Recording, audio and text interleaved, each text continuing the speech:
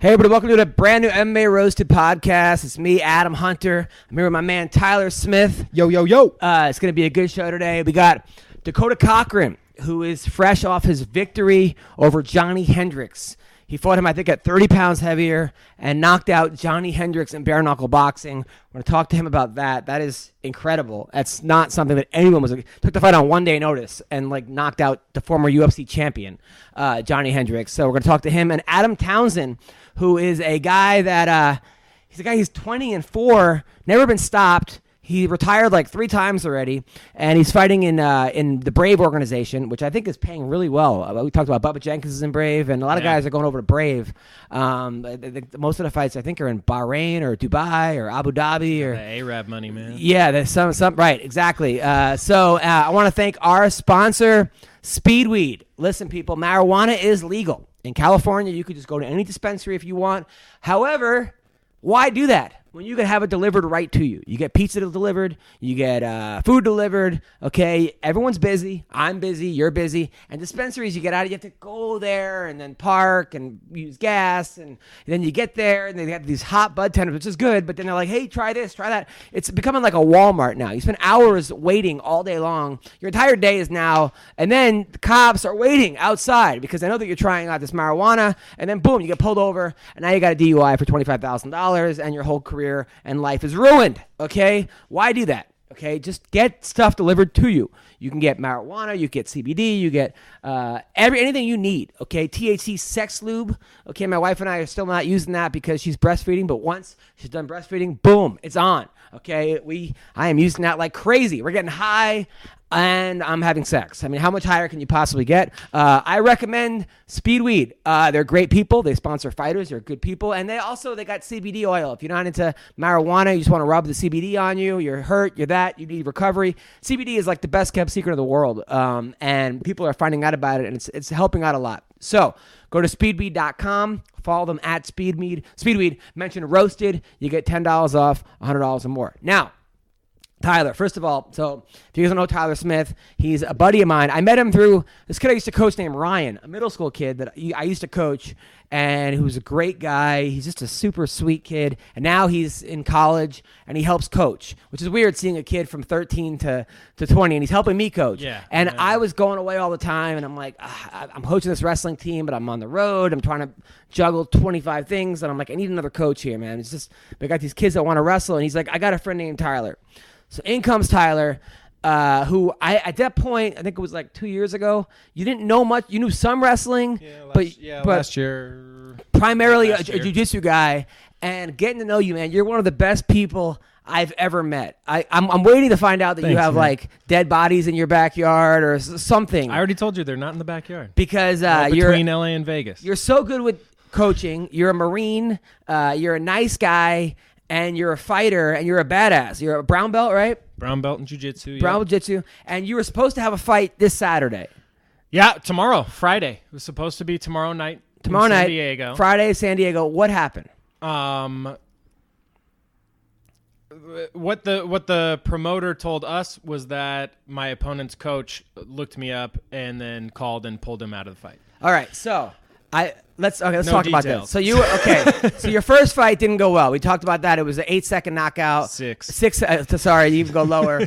You went out there. You had no real combat training. You were a blue belt at the time. Yeah, I was a brand new blue belt. I had been training stand up for less than a year, and I think I just didn't have the mindset of okay, this is a fight. This isn't sparring. So I went out there and just stuck my hand out there like you would in Thursday afternoon sparring, I'll paw at him, and the guy just so you threw a lazy jab, swatted my hand, overhand right, and cracked me with the overhand right. Yeah. Okay. Now, was it a good stoppage, or were you still? It was a good stoppage. I was fighting, but I was not fighting. My body was fighting for me. Next fight you had went the distance. Next fight I had went the distance. Guy named Edward Hyman beat the crap out of me. So I lost the decision. He was a wrestler? It was good. No, he was a Muay Thai guy.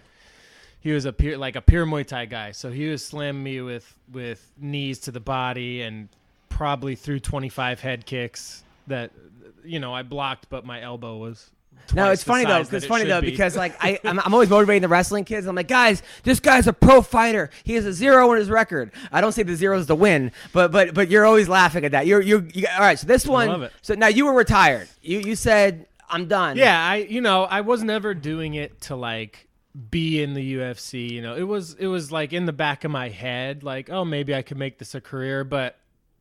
Push comes to shove. For me, it wasn't worth taking the damage. And how old are you? I'm 32 now. 32. But then all of a sudden, you're like, I'm getting the itch. Yeah. I'm getting the itch. I started getting the itch. So I talked to my sensei, my jiu-jitsu coach, and I talked to my MMA coach over at the gym that I teach at in Venice. And they both said, you know what?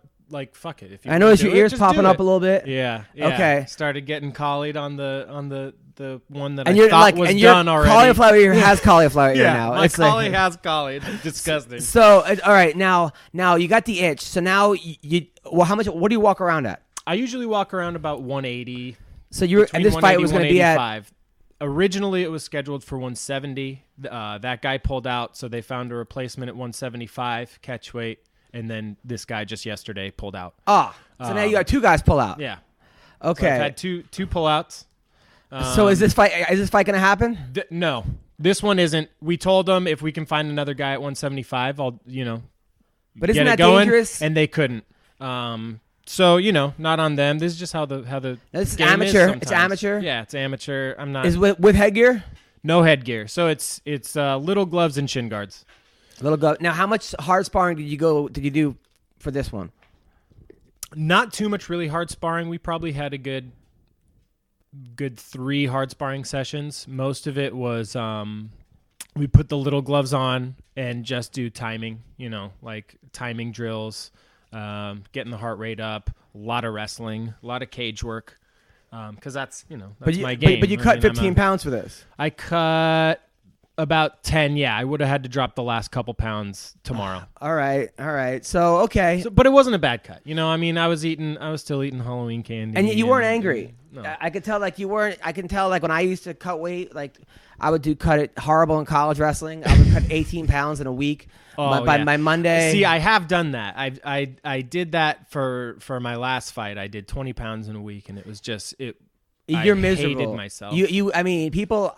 I knew it was time for me to stop wrestling, which I wish I hadn't stopped. But when somebody would bump into me at like a party, and I'd want to murder that person, like yes. And you just like you really are like a trained animal, a trained pit bull for pit bull fights, which is terrible pit bull fights. I'm not saying, but what they do is they starve these fucking animals and they go fight, and that's what you're doing to yourself in a lot of ways. Yeah. The wrong way. The wrong way. And that's the thing. Like if it kind of gives you that competitive edge a little bit because you're so pissed off by the time you fight, you're ready. But at the same time, you're draining yourself. So you're not going in there 100%. I don't care, especially on a same day weigh-in. There's no way.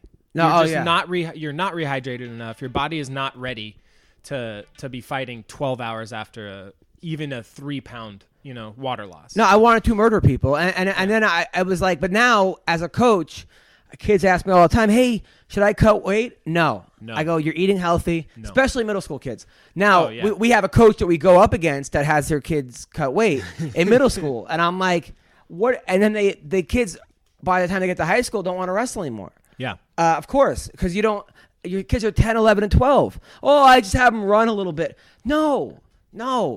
First of all, if you can't beat a kid 2 pounds heavier than you, come on. What are we doing here? It's not like the advantage is that big. If you could give a kid 10 pounds in middle school, it's not going to make a difference. It really, it won't. It's horrible.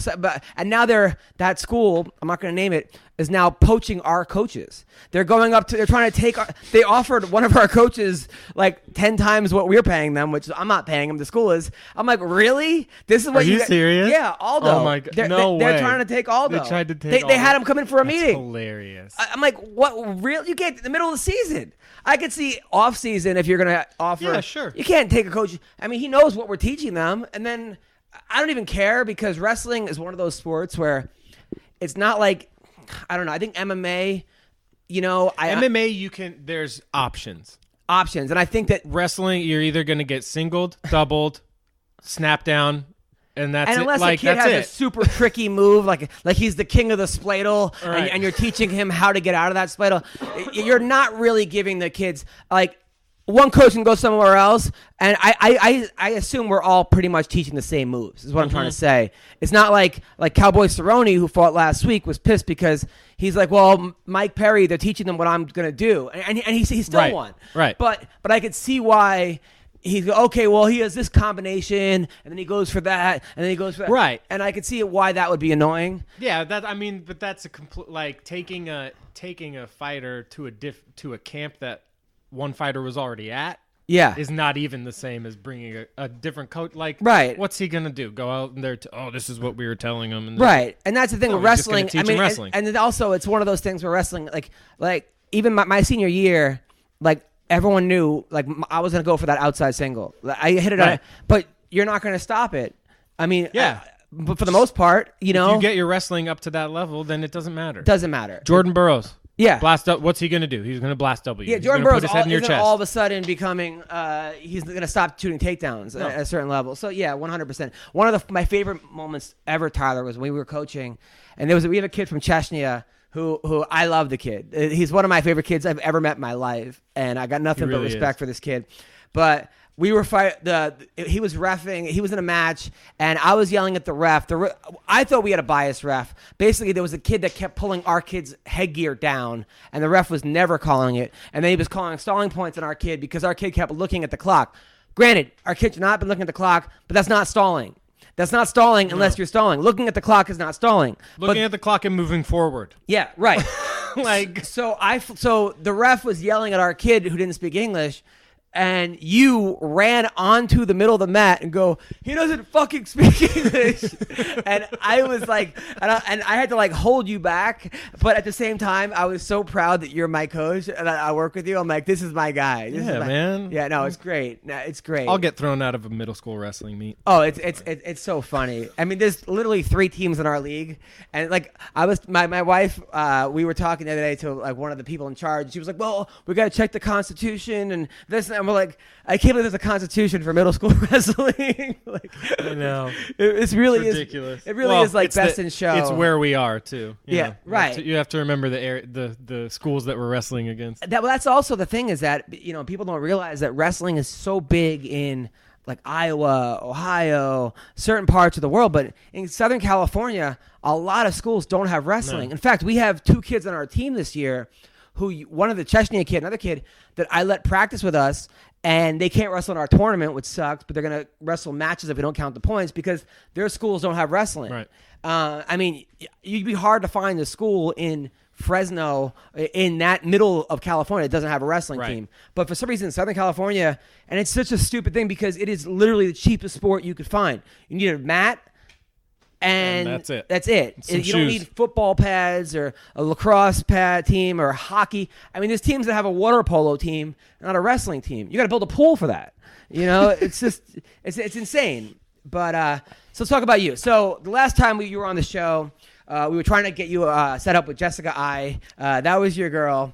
Now, since then, you got back with your ex. What happened? Yeah. So we, if you remember, if people, She was remember, interested, by the way. We Jessica I? Yeah. Oh well. I think I sent her the wrong picture. I sent her some cool pictures of you. Then I had of you with like a visor and like a fanny pack. That was probably not the picture. Yeah. To That's send. the best one. Okay.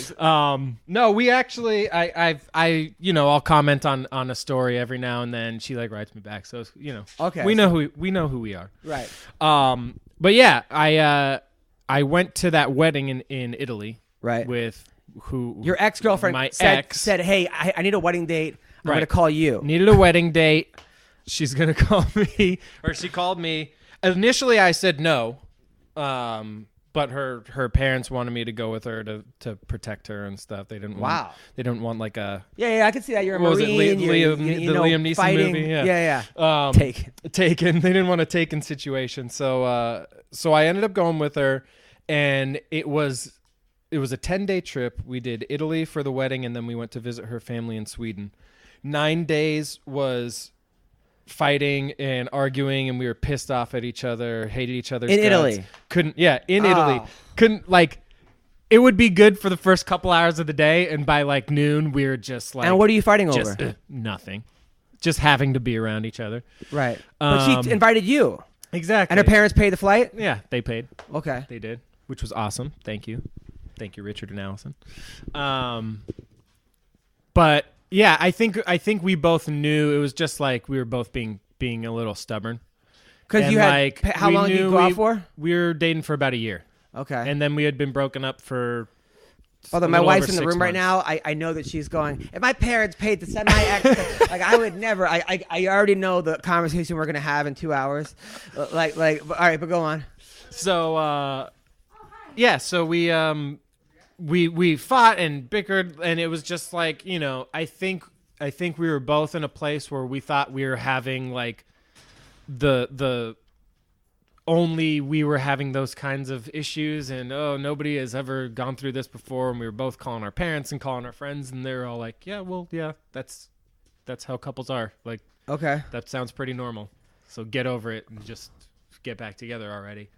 And we did. So day 10 we had some long overdue makeup sex, and wow. So that's the thing. Sometimes it's like that, where like I've been in relationships where someone gets you so fucking angry, but you can sort of like turn it the other way, or you don't, where you're just like, this is not now. But your life, like I follow your life on Instagram, and like one day you're in the desert, and then the next day you're like camping, and then you're like riding horses, and then you're at wrestling practice. I'm like, what the fuck? What is like? I'm trying to get that life experience, man.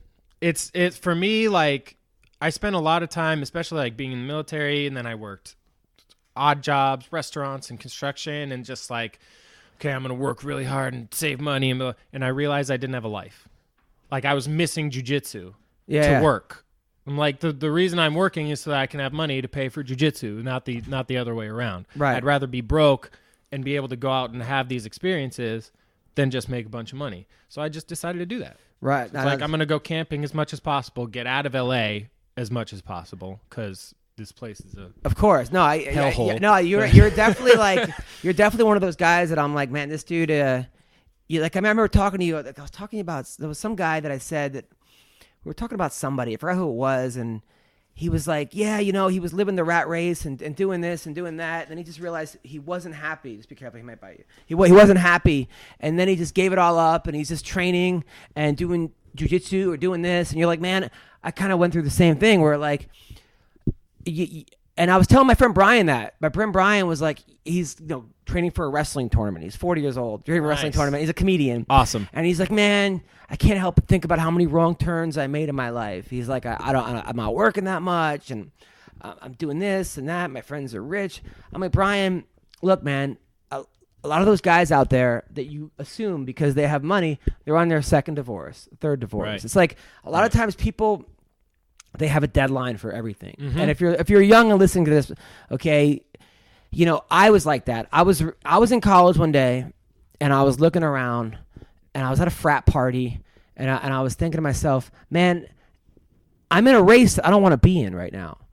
Like I don't want to be in this race, okay, where it's all about making money, and I'm competing against my friends who could have the best job, but I don't really care about this job. I don't care. I don't want to work on Wall Street. Right. I was at Binghamton. It was a really, really good school, and I was there because I got a wrestling scholarship, basically. And even though it was D3, they don't officially give scholarships. I was there for wrestling, But I was there, and I'm like, man, I don't want to be one of these people. And they're casting their life. They're putting deadlines on everything. They're like, okay, by 18, I got to graduate, or 21, graduate college. By 23, I got to get a job.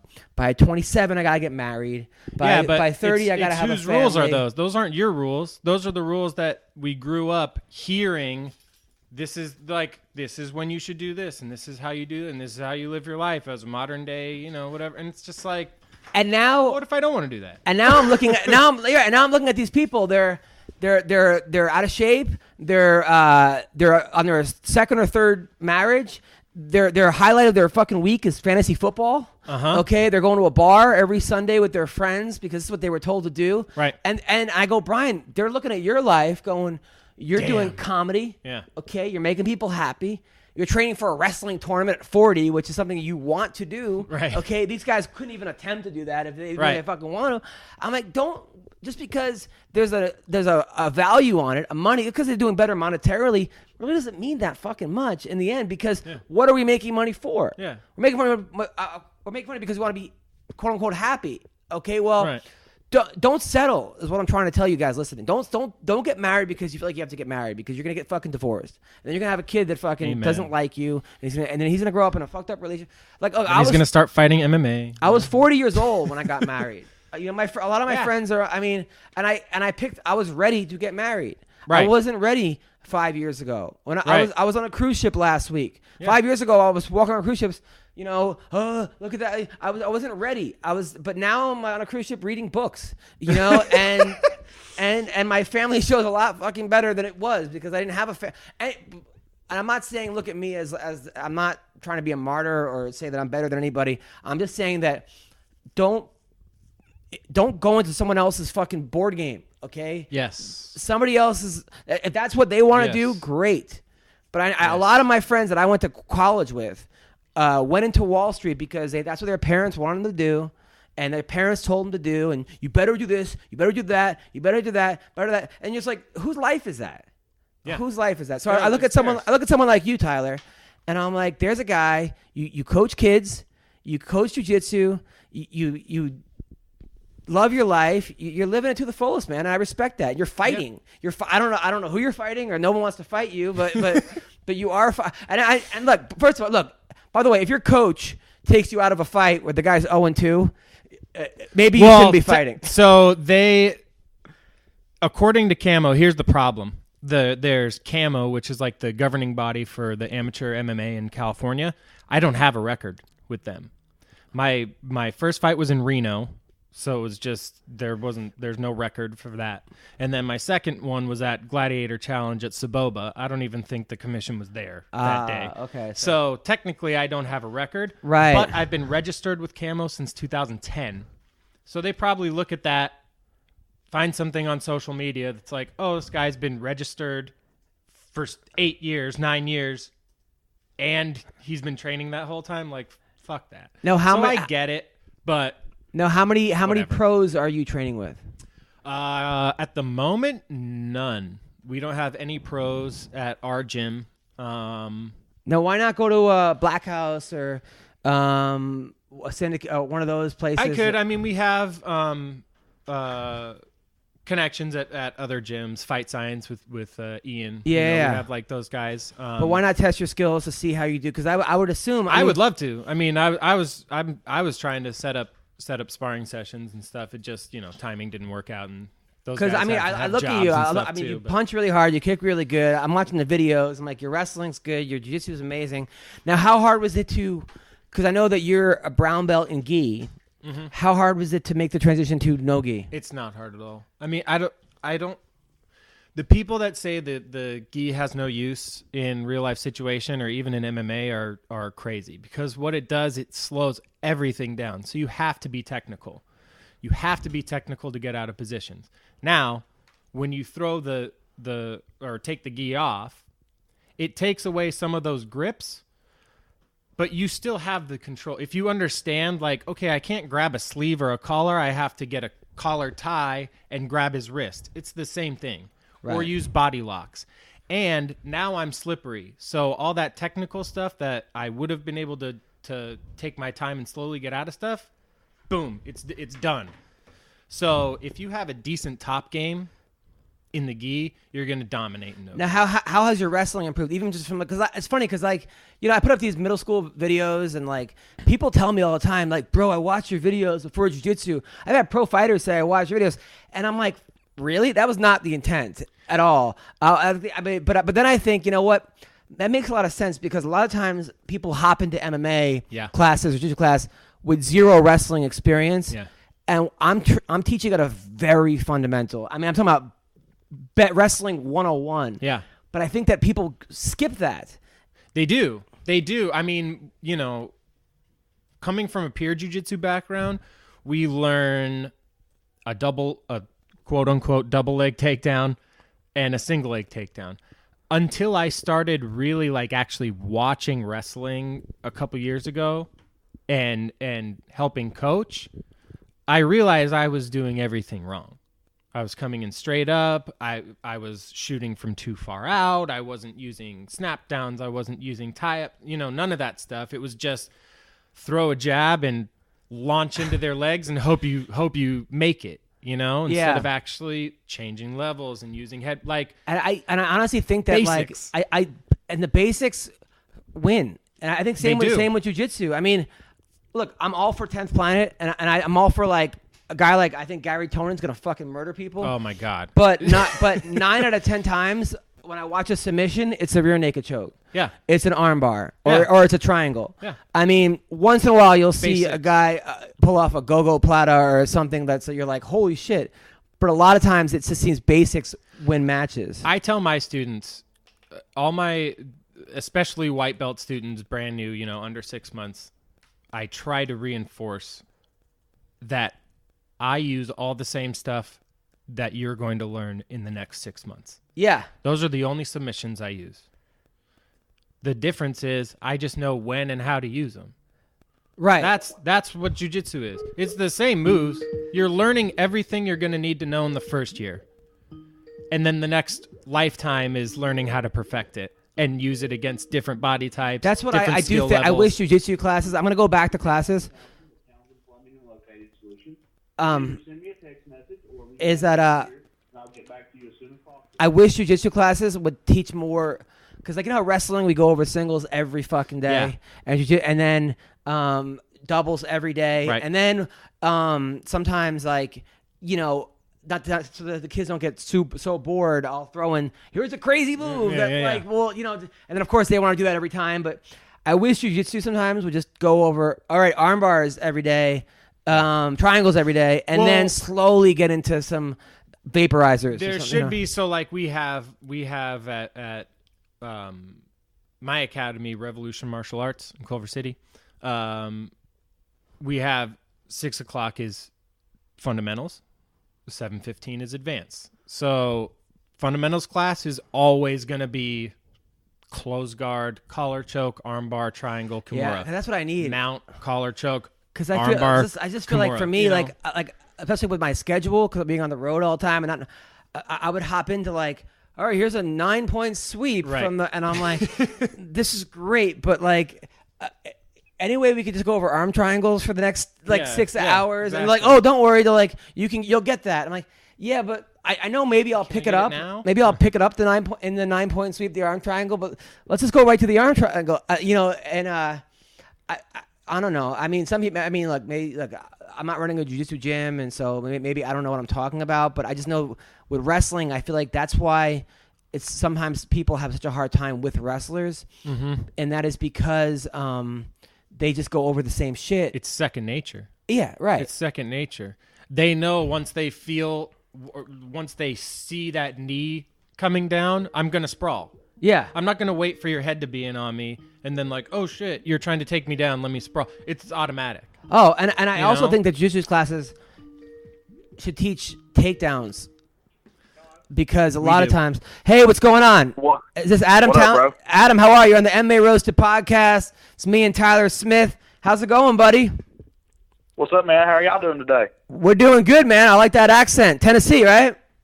You damn right. Hey, man, dude, listen. So I was looking over your record, man. You might be the best kept secret in the history of MMA. Bro, you ain't lying. I don't know what the deal is. I mean, you're 20-5. By the way, This is Adam Townsend. You've never been submitted or finished or even finished. So, Never. And how many of those losses were close, or that you could have went your way? Every one of them was, in my opinion, the only I thought one fight should have been scored a draw when I fought Arby over in Austria. I won the second round, he won the third round, and he got a point taken from him in the first round. I thought that fight should have been a draw, and I think another fight should have been a loss on me. It was close, but I still think I lost. And all the other ones are split decisions. You know what I'm saying? So they're just kind of hometown bullshit. You know what I mean? And I'm looking at your wins over Yuri Velafort. You have a win over Junior Asanciao. I mean, these you're not fighting guys. A bunch of bums. You're fighting. I mean, Junior Asunciao, he got a knee injury, right? So what happened there? Well, he come out and he was throwing some kicks and stuff like that, and I was, picking up on the timing of them, and I checked one of his kicks and hurt his knee and finished the fight. You know what I mean? So it's kind of like not really to the extent of an Anderson Silva versus Weidman, but something similar to that. Yeah, I'm looking at this. I'm like, holy shit. You went over Marcus Edwards. That might have been the only fight you ever been hurt in, right? Because he did rock you in the beginning, but then you came back and finished him. Yeah, well, I broke my damn ribs like a week before in Colorado, and as soon as he hit me with the head kick, dude, and I just felt my rib just mess up. And the whole rest of that time when he was beating my face in, I was just trying to get my rib back in place, and then I dominated the fight after that. But he come out swinging, that's for damn sure. No, that dude, he's a fun fighter. If anyone never seen Marcus Edwards fights, that guy, he goes for the kill every time. Now, 100%. Now, did you actually pop your rib back in place during the fight? Several times, yeah. There was they come out, and it was kind of like the cartilage was moving around inside of there, which is really just an unfortunate thing for me. So I mean, but here you are, and then you're 20-5. Have you ever got called up to Bellator or the UFC or PFL? PFL. I've actually talked to them a lot here recently, and I fought for ACB 3 times, and I just signed with Brave FC. All these other promotions, man, just ain't want to give me no money. UFC, Sean Shelby has never ever been interested in me for whatever reason that is. Joe Silva back in the day, he brought me out to the Ultimate Fighter, had me on all that, put me through all the week in Vegas, put me through all the medicals and all that stuff, and they sent me a plane ticket telling me, I was going to be on the McGregor versus Faber season. Like 2 days before that, the plane was supposed to take off. They called me. They're like, I've been training for the fight. I just beat Yuri. I've been training for another fight. And they're like, yeah, you're an alternate now. We canceled your ticket. Just stay ready. And I messaged him like 5 times saying, hey, what the fuck? And never got an answer back. So I don't know what the deal was with that. I know what the deal was. It was some of the guys that got sent home early in that week in Vegas, a month or 2 before that. I saw them on the show because they was at MMA Lab and Jackson Wink and Matt Sarah's gym. And that's just been my biggest problem, man. I've never had them hookups, and I just don't kiss no ass. I do my own thing and never had a manager, never done none of that shit. I've always made my own career and made my own self, So, I mean, which is pretty awesome. I mean, but you have been, because you're a pretty big deal in Tennessee. You're like the man, right? I mean, right, yeah. So, I mean, have you been making a good living, kind of being the big fish in a small pond? I mean, yeah. Since I signed with, since really I fought Junior, I've made really good money. And ACB was paying UFC money, so. I've been making good-ass money. The sponsors really hasn't been that great for me because I just have local sponsors. But other than that, I've made a hell of a lot more money than 95% of the pro fighters can say they have, you know what I mean? So right. I just don't know what the deal is. Hopefully, I'm actually flying to New Jersey tonight to watch my buddy Dustin. He's fighting up there on Ring of Combat. And Dana White's going to be up there, and hopefully I just get a chance to say, hey, what's up, you know who the fuck I am or not. Say it just like that. I mean, it seems like you got a great personality. I mean, and you've won. I'm looking at your fights right now. You've won 1, 2, 3, 4, 5. You've won 6 out of your last 7. I mean, and with a 1 loss coming to, like you said, in Austria at ACB, which could have went your way too. You have retired a couple times, but then you come out of retirement. Well, what happens there? Well, I already retired once, and the only reason I've done that, I mean, at the end of the day, like, I'm kind of over fighting, I guess you could say, in a sense, but, there's money to be made for me. Like, I guess my goal of the UFC has kind of went away, but I retired to run for office here in Carter County. Ended up losing the election to a big-name guy, which I knew it was going to be hard to beat him from the jump. But still, I put my name out there. I got out there and done it. There's not many people that even run for office, much less say they won or even come close. And I've done well to be a redneck-ass fighter from up here in the sticks that the people didn't really want to have in office because they know But you know how politics are. They want people in there that they can tell what to do and all that stuff, and they knew that wouldn't be the type of person I would be in. Do you think maybe your neck tattoo scared people?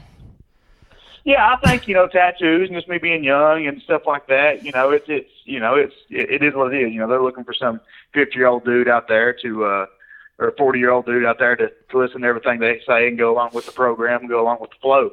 Did you run as a Republican or Democrat? Oh, bro, my county's nothing. We didn't even have a Democratic ballot. In the primary election, we had to run in the primary, and we all had to run. I mean, there was 3 people that ran, and we all ran as Republicans, and nobody was even in the Democrat. You know what I'm saying? Oh, yeah, so, that's awesome. That's hilarious. So it was just a matter of who was more Republican. Yes. Got it. Yeah, it's crazy. It's insane like that we don't have a Democratic Party down here. Now when I called, I first got your answer machine. It was some kind of plumbing supply. Do you run a plumbing company? Yes. You run a plumbing company also? Yeah, so that's what I've branched off, man. It's booming. Like I'm literally booked up till a week in advance, and I decided to start being I've been plumbing for a long time. Started my own business. My name's out there, and it's worked out super super well for me. So I'm really pumped to have be as blessed as I am with just kind of having a name, and then that name just from fighting just getting me other places. So it's pretty cool. Now is it hard? Now are you the one like physically having to go look at someone's toilet and unclog it?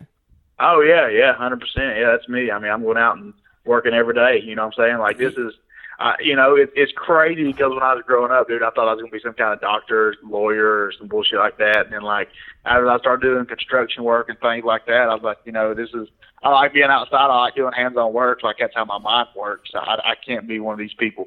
If I'd have won that office job, I'd have fucking hated it for 4 years. But I love it. I love the hands-on work. Dude, you're a man's man, bro. You're a fighter. You can fucking unclog a toilet. You're everything that my wife wants you to be. Now, do you ever see like a hot chick and you go there and just see shit in their toilet and then you're like, oh man. Yeah, no, like she's like, why don't you come here and clean these pipes for me, big boy? I go in there and put the pipe down. You know what I mean? Have you ever really banged a chick that you went on call? No, not really. Not really. I've not really had any bad jobs, man. Like I've been doing a lot of new construction and stuff like that here recently, so it's not as bad. So what belt are you, by the way? Like in jiu-jitsu, what belt are you? Fuck, I'm a white belt, bro. I've never put on a gi in my life. I consider myself a black belt in jiu-jitsu. And what? Do really good against in jiu-jitsu. I consider myself a black. Never been belted, never been tested. I don't ever train gi ever. So, I mean, but how do you I feel like I'm a no gi black belt. Okay, I feel. But how do you do when you roll with black belts, no gi? Great, phenomenal. That's what I'm saying. That's why, like, I've been to several gyms, and I'm not going to name any of the names or nothing like that. And their coaches are black belts, and me going there and run through them and submit them, 3 or 4 times in a 5-minute round. So, my jiu-jitsu is my bread and butter. I just don't ever use it a lot. I mean, I have used it. I think I have like 12 or 13, 14 wins by submission in my fights. But, it's just like, it's always like rear naked chokes and stuff like that because people get tired of getting punched and give me their back and I take it. Yeah. No, according to Shirt Dog, you're 19-5, 4 TKOs, 10 submissions, 5 decisions. And you've never been submitted or TKO'd in your 5 losses. I mean, to me, you're a promoter's wet dream, especially being a Southern Tennessee guy with the accent. You'd have to be on crack to not sign you. I don't know what the miscommunication here is.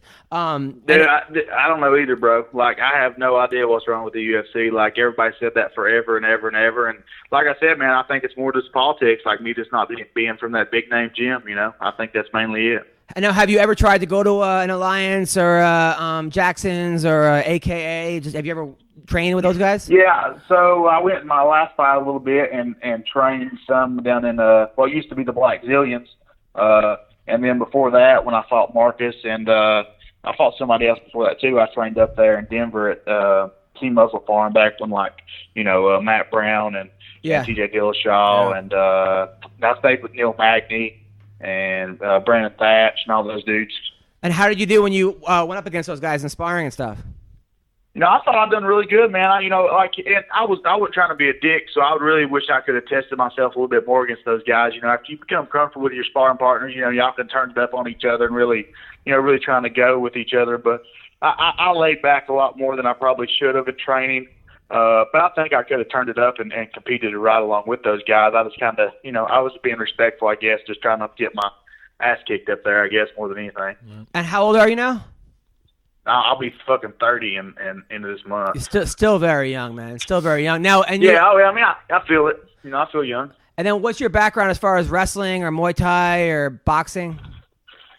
Bro, I jumped into UFC is what I considered. I was one of these dudes that would sit and watch BJ Penn and Uriah Faber, and I started watching UFC probably about UFC 60 and ordered every pay-per-view until about I don't know, UFC 120 or something like that, and was just obsessed with it and was like, I think I could do this shit. And brought this guy over that was a mutual friend of ours. He said, I got a fighter friend. And I was like, hell yeah, bring him over. And this was right when Brock Lesnar first got the belt, like 80, 89, 90, something like that. And I was like, bro, yeah, hell yeah, bring this heavyweight dude over. This little Humpty Dumpty looking like pudgy guy. He's a good friend of mine. And he started the story several times and walks in. I'm like, think this the damn fighter? Like, if he's a fighter and he's breaking people's arms, I'm going to go out here and whip some people's asses. And went to the gym that next Tuesday and been out there ever since. So you never had any kind of wrestling background or even athletic background? Nah. So just football. I played 1 year of college football down at Carson Newman. Okay, so you're a good athlete. And then got my girl pregnant, and that was it. Okay, and then is it still your girl? Yeah. Okay, so you married the girl, and then how old's your baby? I've got a 10-year-old and a 4-year-old. Nice. Okay, there you go. Yeah, dude. There you go. All right. So here we are. We're out of retirement now. I heard that from Bubba Jenkins that Brave is paying really good money, like really good money. Is that true? I was getting paid more for ACB. I'll be honest with you. Like I said, I was making really good money with ACB. I had to take a little bit of a pay cut when I left them. My next contract was really I was getting paid 12 and 12 my next fight with ACB, and I'm not making honestly nowhere near that with Brave. I'm making, it's still good, but it's not ACB. But Brave I think Brave is a better promotion than ACB, and plus I'm not having to fight all them damn Russians, so that's probably a good thing. You're fighting a guy from South Africa, right? Right. Yeah. He's 6-2. Although one of his losses was by kicking a guy in the head or something, like when he was down, soccer kick. Yeah. So it was really 6-1. What do we know about this guy? Yeah. I watched one film on him. I think it was his last fight, and he wanted to wrestle that guy. I don't know if that guy he was fighting had good striking or if he just, if he just wanted to take him down or whatever. But it don't matter to me. I mean, my wrestling's my jiu-jitsu is my bread and butter. I really want to stand and strike with him, so I don't really care, honestly, where it goes. I'm going to be ready. And when is this fight, and where can we watch it? Brave FC, it's Brave CF. It's Brave CF. I always say that shit wrong. Brave CF, and it's on December the 8th in Johannesburg, South Africa. It's at a really beautiful place down there. It'll be on Fight TV in the States. Now, and I don't really know what time yet. Probably like 3 o'clock Eastern time, maybe, for me. And now the gym you're training at now, are there any pros there? Do what? Are there any pros at the gym you're training at now? No, man. That's kind of another thing, man. I need training partners like basically everybody. One of my friends, Dustin Long, is really kind of the only pro, but he's a 205er. And then everybody else, man, I just kind of, I just do a bunch of cardio and just do as much as I can. I don't really have any other big name pro or even pros really at the gym anymore. Everybody's kind of fell off and doing their own thing now. So it's really been on me these last 2 years, bro, to do anything because I've just been, like I said, training myself, honestly, for the most part. Well, you've won 5 out of 6 training yourself, so maybe you're onto something. Now, now I got Tyler Smith here. Tyler is looking to have his 3rd amateur fight. He's also my co-wrestling coach, and he's a brown belt. Any questions for the great Adam Townsend? Anything you want to say to him, Tyler? Honestly, without having other pros there, what's your sparring like? Do you do hard sparring? Do you do just timing? What's a training day look like for you? Yeah, I mean, I do certain things certain days. Like I'll do a day of jiu-jitsu. I do jiu-jitsu Monday, Wednesday, Fridays at 7 a.m. and then at nighttime I just do kind of mid work and MMA. Like I just kind of mix it up every day. I've got some guys in there that are amateurs that are decent for me to spar with, but another guy named Matt that's actually going with me to corner me and stuff like that. He's a little bit older. He's like 40, but he's tough as nails, dude. And I'll put some really hard punches together on him, and he just keeps coming. So, we do spar pretty hard. Honestly, I spar a little bit harder than I should. I'll probably be walking around like Muhammad Ali one day, but it is what it is. So, any other questions, Tyler, for this great man? Man, I don't know. I can't think. I mean, he's a plumber. He's a congressman, or he wanted to be.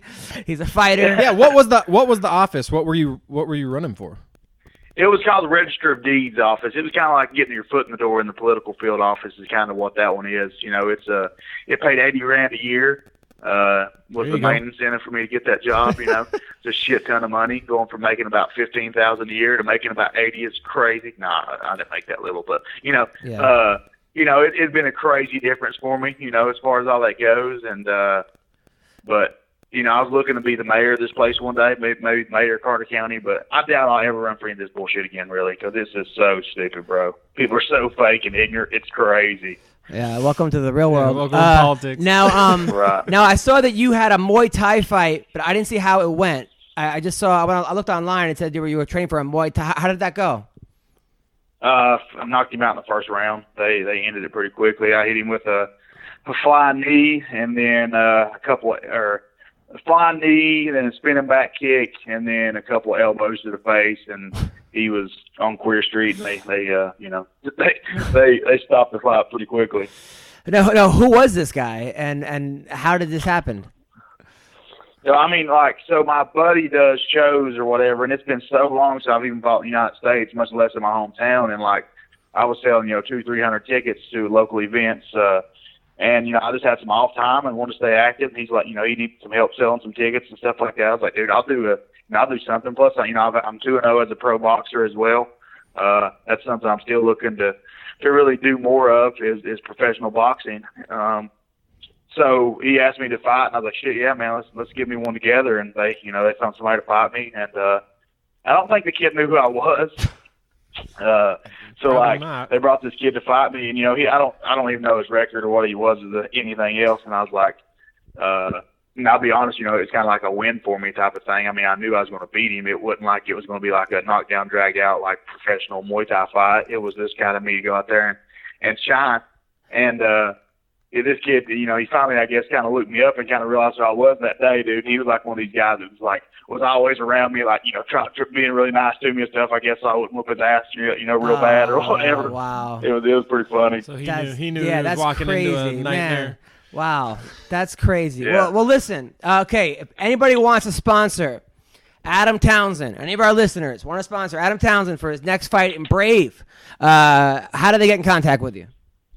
Yeah, man, Instagram, Facebook, Twitter, any of that stuff, at Adam Townsend MMA. It's super simple to find me, and I appreciate anything at all is always helps. I've got a ton of cool-ass local sponsors that have been with me really since day one. Most of them have, and I appreciate all of them, and, I take care of people. I do, anything that people ever do, and I understand it, being a businessman, I understand that people's got to have a return on their investment unless they just want to throw money at somebody, you know what I mean? So, I'll be honest with you. Somebody's like, "Oh, how many mattresses do you think you could sell?" I was like, "Man, I might be able to sell 1 or 2 mattresses." You know what I'm saying? Like, I ain't going to sit here and say, "I'll almost sell 400 mattresses for you" if it was, that type of sponsor. You know what I'm saying? Like, I'll be real with people. But you're the main event. You're the main event of this fight, and this is for the title. No, it's just the main event. They're wanting me to go back to 55. I bounced around at 70, just because I've been lazy and not really want to buck and diet and stuff. But, I've bounced around from 55 to 70, fought a bunch of my early pro fights at 45. And they're wanting me to go to 55 and fight for the title. I don't know if I'm going to or if I'll stay at 70. It's just kind of one of those things where I have to play it by ear and see what happens. I might try to, be a champ over there, maybe go to 70 and then back down to 55 after I get that belt. I don't know. You never know. Well, that's awesome. Well, listen, Adam, thanks for coming on the show. Best of luck to you, man. I honestly think that your best days are coming ahead. Don't give this up because you're a very, very talented fighter, and it's only a matter of time before somebody figures it out. I work for the PFL. if you want me to throw your name in there, I could try to talk to Ray or one of these guys, because I know they have $1 million tournament next year starting in January. Yeah. And I think that it might be a good thing for you to be involved in. Yeah, I talked to Ray. Called me like a year ago or so, maybe longer ago. I guess a year and a half ago, and was like, "Hey, bro, I got this tournament coming up." And you know how promotions are, bro. You don't never know what these promoters are really talking about, how much money they got, and all this shit. So, Ray was through. I think I was making like he said like 5 and 5 or something like that. And I was like, dude, I'm getting paid 8 and 8 already with ACB. Like I don't want to. Give that up. And he's like, also, it was like 6 months away too, you know what I'm saying? Yeah. So it was kind of just like I never really went on. And then like now I got offered twice to fight people on short notice. I got offered to fight Yuri Villafort again. I got offered to fight Rick Story.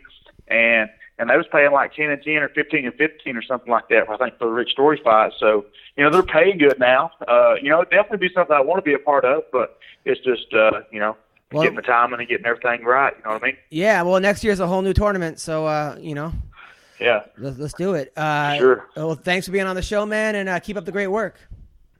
Yeah, man. I appreciate you guys having me on, man. I really do. Thank you. Always. Take care. Hey, man. Good luck. All right. I like that guy. Yeah, super cool. Yeah. Super cool. It's crazy. I'd hang out with that guy for sure. Oh, my God. How funny is that guy? Fucking fighter, Have him plumber, do some plumbing, too. politician.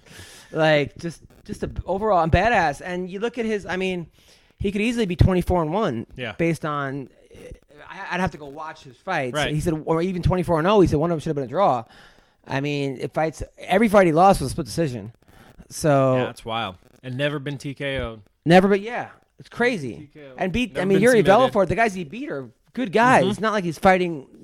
Sometimes we see these guys that are, they're 10-0, but you look at their record and they beat a bunch of guys that were 2-17 Right. or 1-18 or it happens. Sometimes it happens with the females, especially. I hate to say it. Yeah. But it's harder sometimes with but Well, now. yeah, there's just less, there's less talent there. But he's fighting good guys and winning and it seems like he represents a good. Not just winning, like beating the shit out of people. Yeah. So Fucking crazy. Let's get this sport guy. is- Yeah, let's get this him guy a the shot. proper He's I thought he was older. 30 years old. He's still in his prime. I thought he was going to say 37, 38. But 30 years old. I'm 32. No reason for him to be retiring at 30. You're just kind of hitting your peak. Yeah. Listen up, people. Robinhood is an investing app that lets you buy and sell stocks, ETFs, options, and cryptos, all commission free. They strive to make financial services work for everybody, not just the wealthy, okay? It's a non-intimidating way for stock market newcomers to invest for the first time with true confidence. It's simple and intuitive. It's a clear design with data presented in an easy-to-digest way. I'm telling you guys, check it out. It's they got no commission fees. Other brokerages charge up to $10 for every trade, but Robinhood doesn't charge commission fees. You get to keep your profits. Their design is easy to use. It's easy to understand charts and market data. Place a trade in just 4 taps on your smartphone. 1, 2, 3, 4, boom. You learn by doing. Learn how to invest as you build your portfolio. So, people, listen up. Robinhood is giving listeners a free stock like Apple, Ford, or Sprint to help you build your portfolio. Sign up at MMARoasted.robinhood.com. That's MMARoasted.robinhood.com. Check them out right now. They're awesome. What's up, people? I got to talk to you guys. Listen, 66% of men lose their hair by the age of 35. The thing is, once you notice your hair loss, it's too late. Boom. Dunzo. Okay? It's easier to keep the hair you have than to replace the hair you've lost. Is that hairline slowly starting to move backwards? I know mine is. Okay? Any bald spots yet? How would you feel a year from now if it's business as usual up there? It'd be great, right? You're like, wow, my hair is still there. Boom. And I ask you, do you want a bald spot to just pop up? Or do you want to do something about it first? I can answer that question. Do something about it first. And do you want a hairline to recede? Or do you want to do something about it first? Why do guys turn to weird solutions or do nothing? They can turn to medicine and science. Well, check it out. 4hims.com is a one-stop shop for hair loss, skin care, sexual wellness for men. And Hims connects you to real doctors and medical-grade solutions to treat hair loss. well-known generic equivalents to name-brand prescriptions to help you keep your hair. No snake oil pills or gas station counter supplements. Why you go to a gas station for hair stuff anyway? Go there for gas, all right? And there's no waiting room, no awkward in-person doctor visits where you guys are like, doctor, what do you think? Yada, yada. You can save hours by going to forhims.com. It is so easy. Answer a few questions. A doctor will review and prescribe you. Products are shipped directly to your door. You don't even leave the house or your apartment, wherever you live. Order now. My listeners get a trial month of Hims for just $5 today while supplies last. See the website for full details. This would cost hundreds if you went to the doctor or the pharmacy.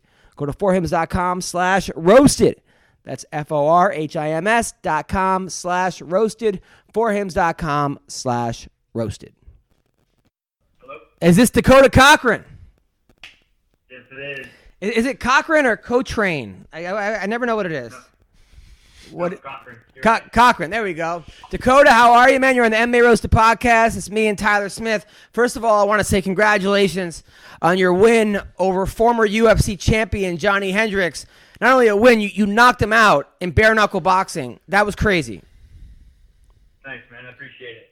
How did that even happen? Like you took that fight on 4-minute notice, on 30 pounds up. How did that happen? Well, I was on the card to fight Marcel Alfaya or something like that. Okay. And it was like a night or two before. I think it was the night before weigh-in. They said Hendrick's opponent Ward was out. He was kind of wishy-washy or something like that. So I said, kind of thought about it, and then I told my manager to hit him up and say, hey, I'll fight Hendrick. So that's kind of how it started. We had negotiations, and then they said you're the guy if Hendrick accepts. So then we had to wait till Hendrick got in town, and then I guess by that time Ward wanted to fight again, and then Hendrick said, nope, you're out. Cochrane's in. You can watch me fight if you want to. Now, all right, I got a couple questions about this whole thing. First of all, I heard that Brennan Ward, Keith, the knockout kid, Keith Berry, and then the football player, that they dropped out because they wanted to renegotiate everyone's contracts during the fights, and then or before the fights, and people were like, you know what? No, that's ridiculous, and they weren't paying what they were paying.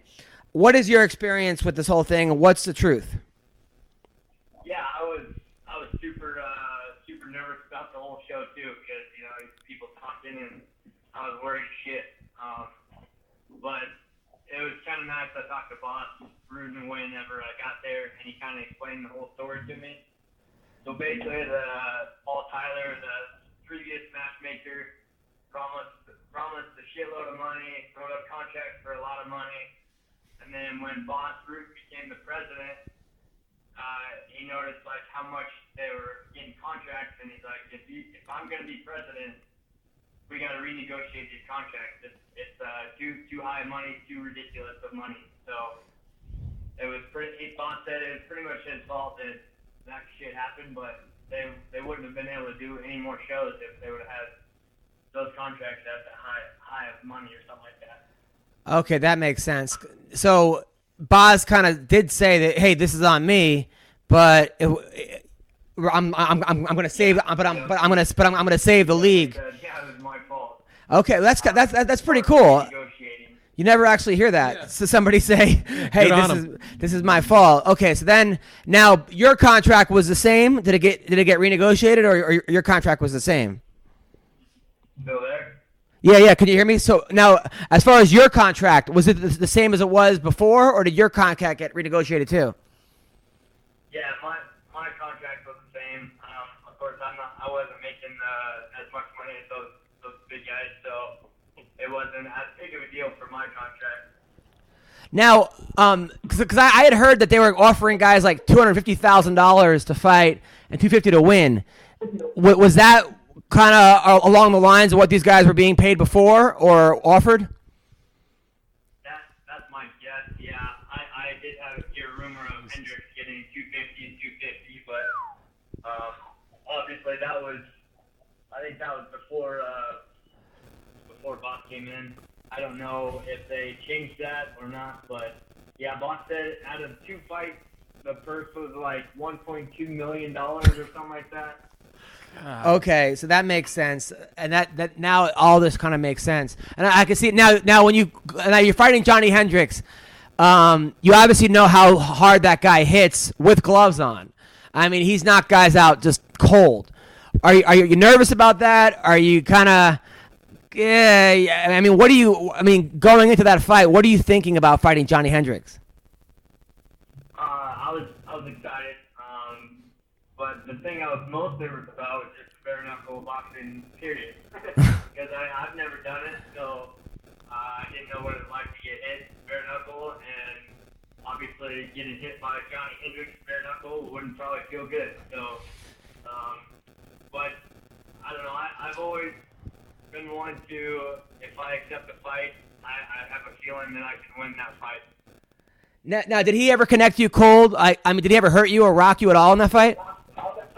No, he didn't. He hit the back of my head once, and there was one close right that I barely missed. Which I know if you had connected, that would hurt like some bitch.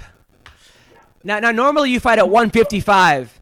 This fight was at what, 190? No, normally I fight at 170. I used to be 155 like a few years ago. Okay, but I mean, now when you see Johnny Hendricks, it looks like he didn't really train for this fight. I mean, you see kind of his big belly. Did that kind of give you any kind of confidence going, okay, maybe this guy took me lightly or took Brennan Ward lightly? Not really, because I've seen him in the UFC where he has, big belly, and but like for weigh-ins, he looked pretty damn good in shape. And even the owners, like, I haven't seen Johnny in this shape for a long time, so I think it would be a good fight. So, but then after the weigh-in, man, he did not look the same. Now, how did you train for bare knuckle boxing? Did you take out your gloves and like hit a brick? I mean, how do you train for that? Well, honestly, I never wrap my hands. Like whenever we do boxing, kickboxing, anything like hitting the heavy bag, I never wear wraps underneath my gloves.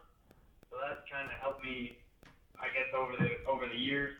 But yeah, then I got a bag that's hard to tell on the bottom, and so yeah, I really made sure I hit that like a lot without my gloves. And there was one evening, or a couple evenings that my wife was holding the timer and I was hitting our basement wall. Just going around. Of course, I had gloves on then, but yeah, man, I was making sure my knuckles were ready. Wow, that I mean, it's just such a badass dude. I give you a shitload of credit, man, because I would never fight Johnny Hendricks if I had a suit of armor on. To fight this guy on 1 day notice with no gloves, I mean, you're kind of insane, dude, but in a good way. I mean, you made history, but it's crazy, man, crazy. I was thankful for the opportunity. Like I said, I've always believed I can beat anybody just my weight. So everybody's human. Everybody can get beat at some point. Mm-hmm. Now your career has been such a fucking up and down. You're 31 wins and 12 losses. Some of the guys that you've beaten in your career, guys like Joe Stevenson, a rear naked choke, Jamie Varner.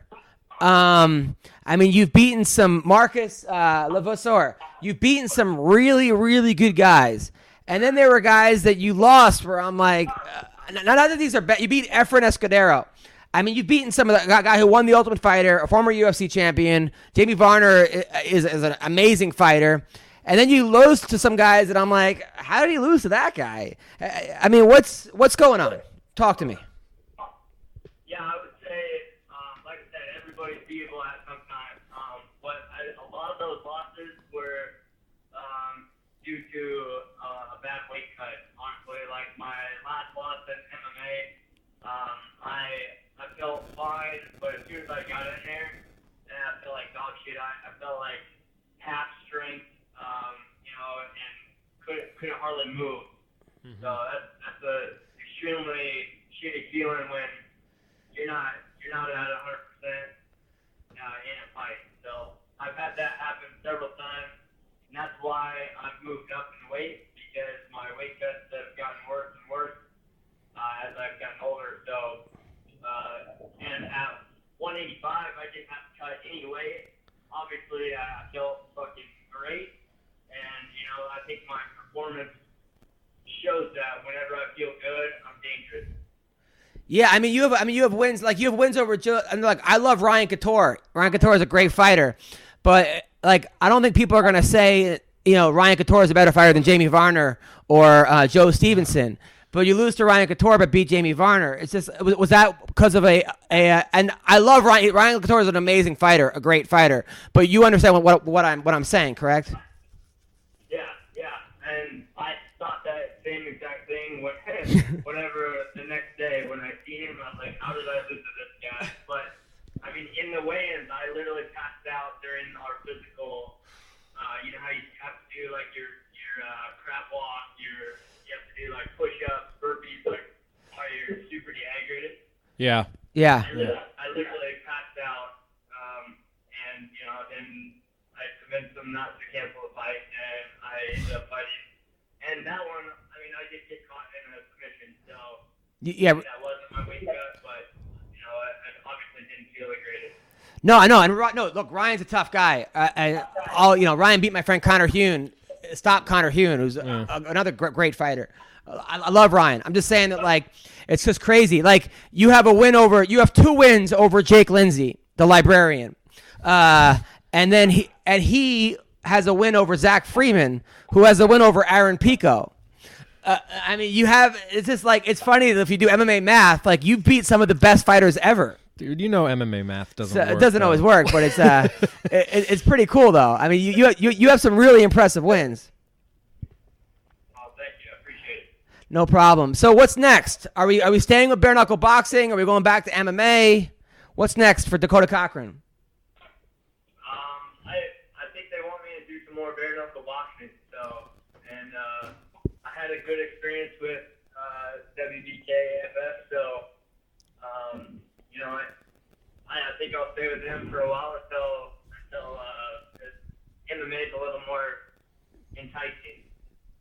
Right. Now, what happened with Baroni and Lieben? Because I haven't talked to Baroni. I don't know where he is. He's MIA. But what happened? It looked like something was off. Were you backstage? Did he get hurt backstage or something? What happened? It was a interesting fight or game plan. I didn't quite understand it myself. Phil, he was real nice to me, so I really don't know. He wasn't very much of a talkative person. He looked like he's been fighting mode the whole time, but I don't know what his game plan was. Honestly, I would like to talk to him and see what the hell is going on. Yeah, it seemed like something was off, but I'm good for Chris Lieben. Chris Lieben won. You won. My man Isaac Valley Flag won. I think a lot of guys seem to be going over to bare knuckle boxing now. People seem to be. Do you think it's the next big thing? Yeah, man. It was really cool to see the differences from MMA striking to the bare knuckle boxing. You got guys who are really good strikers in MMA with the gloves, but then you get smashed in the mouth without gloves, and it kind of changes your mind a little bit. I mean, yeah. Now, what did Johnny Hendricks say to you before the fight and after the fight? I honestly didn't see Hendricks after the fight. He was he either went to the hospital or went to his room or something. I never seen him after it. Before, he's like, "You ready to do this?" I said, "Hell yeah." That was pretty much it, man. I didn't really have a whole lot of conversation with him. Okay, so there was no like bad blood or anything? No. I think we even talked a little bit of hunting before we did our weigh-in. So no bad blood. Oh, good. And then what? Now your wife, she supported this. Yeah, she was pretty damn nervous. You have a very hot wife, by the way. Thank you. No I problem. appreciate that. And then how? She is, I outkicked my cover, man. She's very smoking. No, you did. Yeah, you did good with that. And how many kids you got? Well, I have 3 kids. 3 kids. Oh, nice. There you go. So you have a wife, you have 3 kids, you're a bare knuckle boxer, and then what else? And then don't you have like a day job as well? Yeah, I have a deck and patio business that I help run. I'm co-owner of that. So. Nice. So and then you still live in Omaha, Nebraska? I live close to it, just outside of it. It's actually Glenwood, Iowa. Glenwood. All right. So there you are. Look, you're a nice guy. You got a business. You got a hot wife. You got kids. And now you're the bare knuckle boxing champion with a win over the former UFC champion, Johnny Hendricks, in 2 rounds. Look at you, Dakota. You're on top of the fucking world, man. It took you long enough, but you got there. I know, man. I'm just trying to make it in this world. Well, you are, man. Look at you. You're doing good. You're doing good, man. Keep up the good work. Now, did they give you a belt? You have a bare knuckle boxing belt? No. I was told like whenever they made the switch, they decided not to do belts, championships matches for this since it was the first show. Now, were there odds for this? Were there betting odds for this?